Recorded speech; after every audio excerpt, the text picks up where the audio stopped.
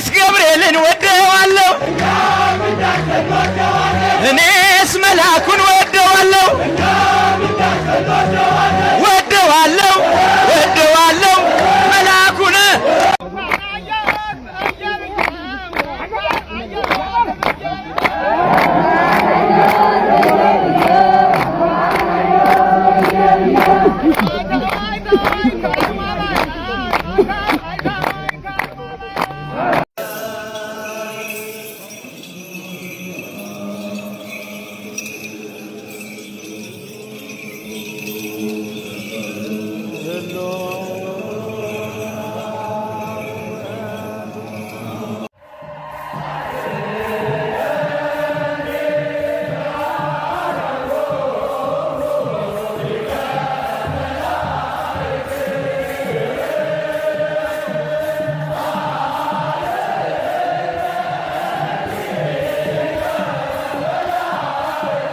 በዚህ ሰዓት እንግዲህ ከመዲናችን አዲስ አበባ ከሌሊቱ 10 ሰዓት ተነስተን ወደ ታላቁ ቁልቢ ገብርኤል ዓመታዊ ክብረ በዓልን ለማክበር እንግዲህ እየሄድን እንገኛለን። ሰላም ለእናንተ ይሁን። እንደምን አላችሁ? እንደምን ቆያችሁ? እንኳን ለታላቁ መልአክ ለቅዱስ ገብርኤል ዓመታዊ የንግስ በዓል በሰላም አደረሳችሁ። እንግዲህ በዛሬው ዕለት በመላው የኢትዮጵያ ኦርቶዶክስ ተዋሕዶ ቤተክርስቲያን የቅዱስ ገብርኤል አጥቢያ ቤተክርስቲያን በሚገኝበት ሁሉ በዓሉ በድምቀት በስርዓተ ቤተክርስቲያን ተከብሯል ማለት ነው። ምናልባት በልዩ ልዩ ምክንያት ወደ ቤተክርስቲያን ሄዳችሁ በዓሉ ላላከበራችሁ የበዓል አከባበሩ ምን ይመስል ነበረ? በዛሬው ዕለት ተፈጸሙ ነገሮች ምንድናቸው? እንዲሁም ደግሞ የታየ አንድ ታምር አለ። እህታችን ቅዱስ ገብርኤል ያደረገልኝን ታምር እነግራችኋለሁ ብላለች። እንዲሁም ፖሊሶቹ ምንድነው ያደረጉት? ቁልቢ ገብርኤል ፖሊሶች ጋር ከምዕመኑ ጋር ምንድነው የተፈጠረው? እሱን የማሳያችሁናል ማለት ነው። ሁላችሁም ይህን ቪዲዮ ላይክ ማድረግ እንጀምር። እስኪ ከዚህ እንጀምር። በነገራችን ላይ የነገው በዓል ከገና ጋር ይገናኛል። ታውቃላችሁ? ለምንድን ነው በዓሉ ገብርኤልን የምናከብረው? ነገ ታኅሳስ 19 ላይ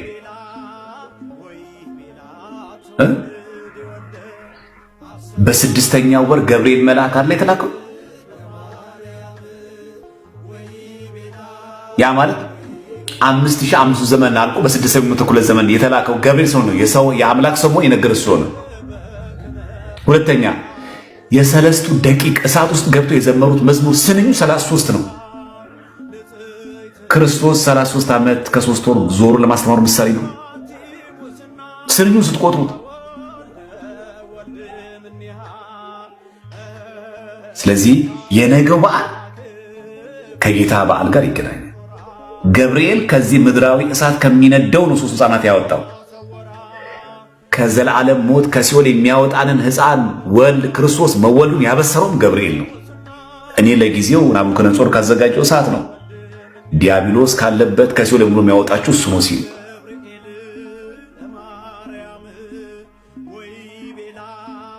በጣም ነው የሚገርመው። በዓሉ ልዩ በዓል ነው። ከልደት ጋር ከክርስቶስ ሰው መሆን ጋር ነው የሚገናኘው በዓሉ። ምክንያቱም ገብርኤል ብሂል በእሲው አምላክ አለ የሚለው ገብርኤል ማለት እኮ አምላክ ወሰብ ማለት ነው።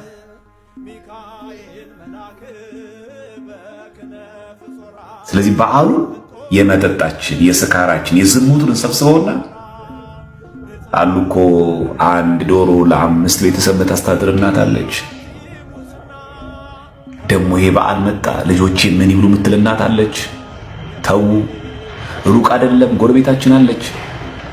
ለነዛ ሰዎች እናውለው። እስቲ ዶሮ ገዝተን እንኳን በአንተ ንግግር በአንተ አንደበት ሰርፕራይዝ እስቲ አድርጋችሁ። በእውነት ለመምህራችን ዘማሪያም ቃሎት ያሰማልን። በእውነት ድንቅ የሆነ ነገር ተናግሯል። በዓሉ እንዴት እንደሚከበር ከጌታ ልደት ከገና በዓል ጋር ያለውንም ተዛምዶና እንዴት ማክበር እንደሚገባን ድንቅ የሆነ መልእክት ስላስተላለፈን በዚሁ እንየው ብዬ ነው። እንግዲህ በዓሉ በድምቀት ተከብሯል ማለት ነው። በልዩ ልዩ ስፍራ ወጣቶች ድንቅ በሆነ የዝማሬ ሂደት ወጣቶች አይደሉም እናቶች ሁሉ ድንቅ በሆነ የዝማሬ መንገድ ቤተክርስቲያንን እግዚአብሔርን ሲያከብሩ ውለዋል። እስኪ እንመልከቱ።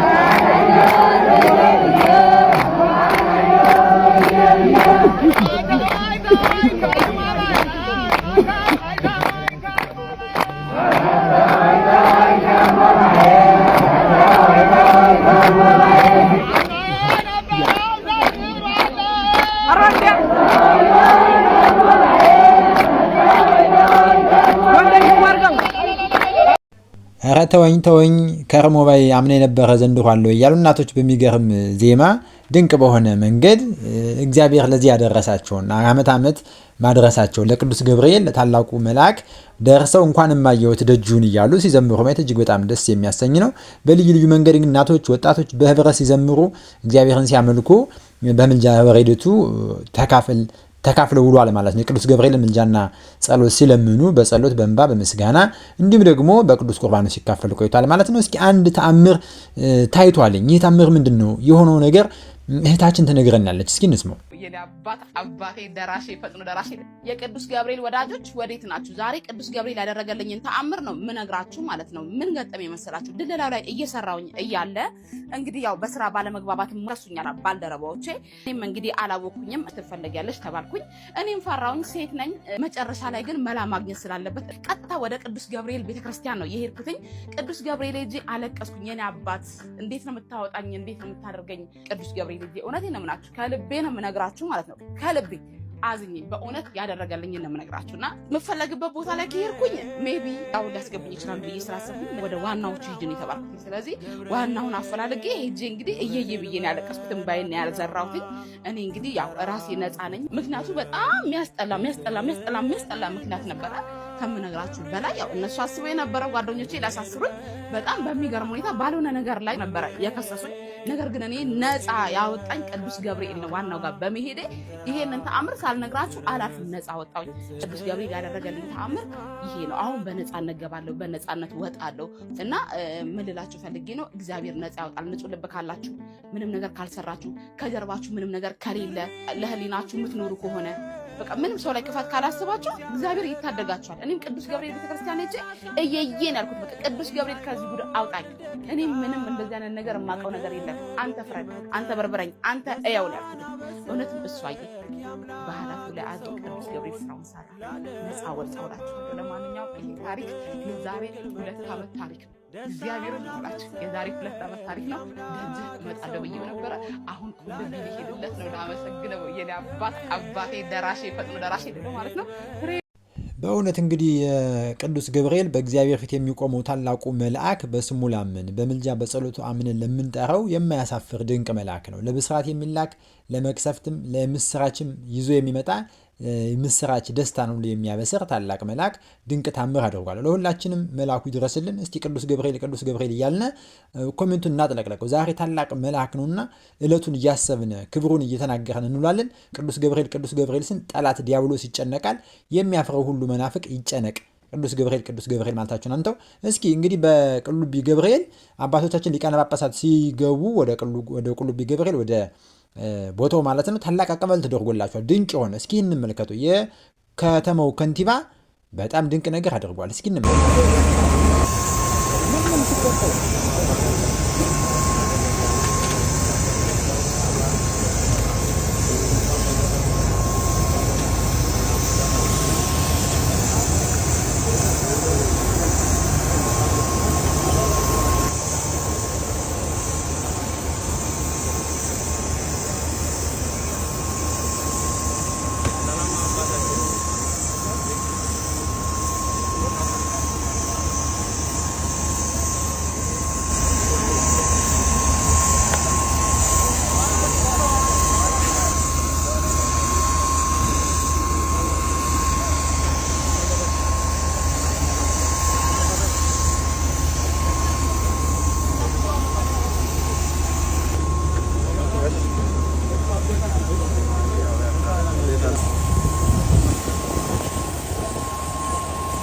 ለብፁዕ አቡነ ሳዊሮስ የመንበረ ፓትርያርክ ጠቅላይ ቤተ ክህነት ዋና ስራ አስኪያጅ፣ ለብፁዕ አቡነ ዲዮስቆሮስ የቅዱስ ሲኖዶስ ዋና ጸሐፊ እና ብፁዓን ጳጳሳት በመስቀል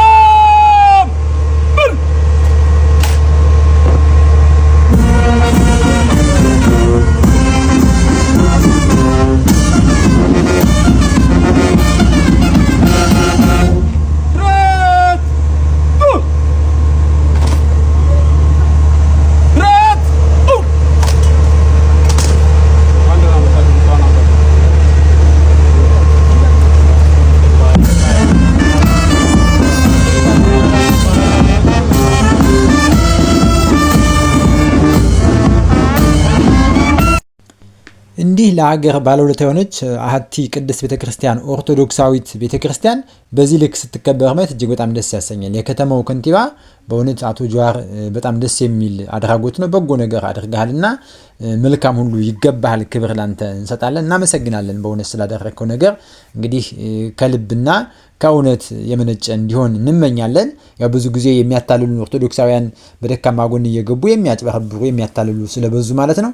ነገር ግን በሆነው ሁሉ ስለሆነው ነገር ሁሉ ስላደረግከው እናመሰግናለን። አባቶቻችን በእንዲህ ያለ ክብር በመቀበልህ በእውነት ክብር ይገባሃል። እናመሰግናለን።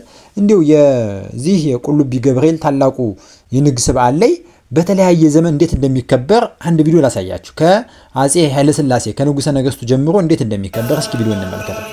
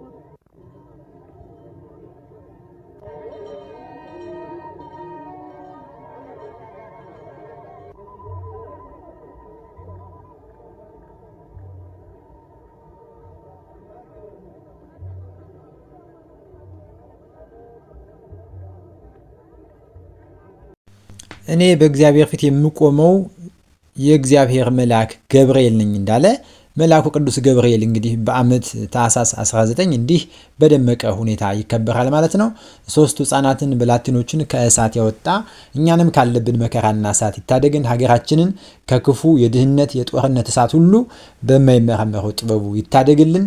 ይሄ የራመው መልአክ አብሳሪ መልአክ የሀገራችንን ሰላምና ትንሣኤዋን ለሁላችንም ያብስራል። መልካም ምኞታችንን ሐሳብ ትምኒታችን ሁሉ ይፈጽምልን። እንግዲህ ምን ተመለከታችሁ? ምን ተሰማችሁ? ይሄን ከ1964 ዓ.ም ጀምሮ ታሪካዊ አከባበሩ በቁልቢ እንደምታዩት ንጉሠ ነገሥቱ በተገኙበት ጳጳሳቱ ፓትርያርኩ የመጀመሪያው ፓትርያርክ በተገኙበት በዚህ መልኩ ሲከበር ማየት እጅግ በጣም ደስ የሚያሰኝ ነው። ይህ እንግዲህ ለታሪክ የሚቀመጥ እንዲሆኖ ለልጅ ልጆቻችን የምናሳዩ በዚህ መልክ ዛሬም ድረስ በከበረ በደመቀ ሁኔታ ስርዓተ ቤተክርስቲያን እንደጠበቀ ይከበራል ማለት ነው። እግዚአብሔር አምላክ ይህንን ስላልነሳን በዚህ መልኩ የአባቶቻችንን ልጆቹ ነን ተገኝተን አባቶች ያስረክቡንን እኛም ደግሞ ለልጆቻችን እንድናስረክብ እንዲረዳን በጎ ፈቃዱልን ቅዱስ ገብርኤል በነገር ሁሉ ከኛ ጋር ይሁን። ሐሳባችሁን ሁሉ ይፈጽምላችሁ። ስለታችሁ የሰመረ ያማረ ይሁን። ቅዱስ ገብርኤል እያልን ሁላችንም በኮሜንቱ ላይ እየጻፍን የቅዱስ ገብርኤልን በዓል ሞቅ ደመቅ አድርገን እናክብረው። ሰላም ለእናንተ ይሁን። ሰላም ቆዩ።